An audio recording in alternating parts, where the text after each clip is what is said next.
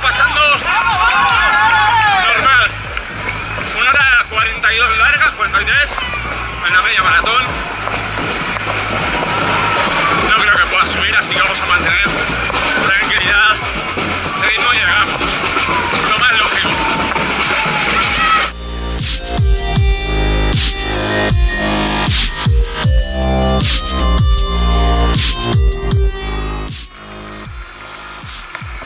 Es interesante ver cómo a partir de ese momento ya nadie habla. Es verdad, nadie. O sea, ahora mismo todo el mundo callado, se escuchan las zapatillas nada más. Concentración a tope.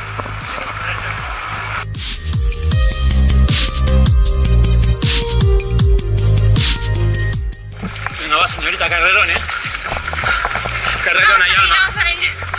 No me queda nada. Ya está hecho.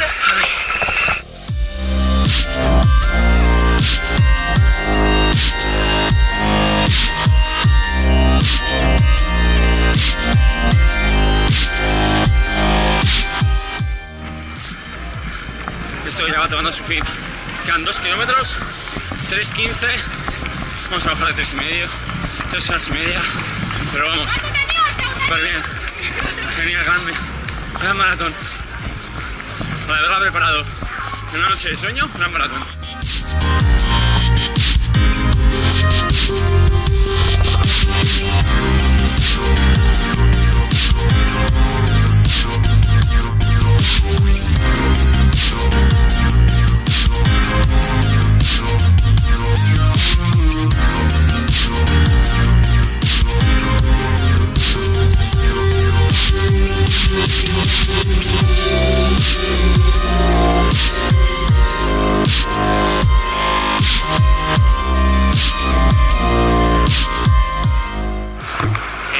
¿Cómo te quedas? Al final 3 horas a 26:30 segundos, una carrera la verdad muy entretenida, obviamente sin una idea clara de salir a correr y básicamente lo único que quedaba era disfrutar, era pasarlo bien al fin y al cabo ha supuesto esa marca tan solo 5 minutos por encima de lo que hice en Valencia, que ahí peté gordo, hombre, se entiende la verdad mejor, no tiene ni que trabajar sobre estas cosas.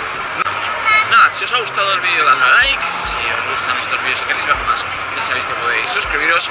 Y nada, la próxima semana nos vemos con algo un poquito más punky. Hasta otra.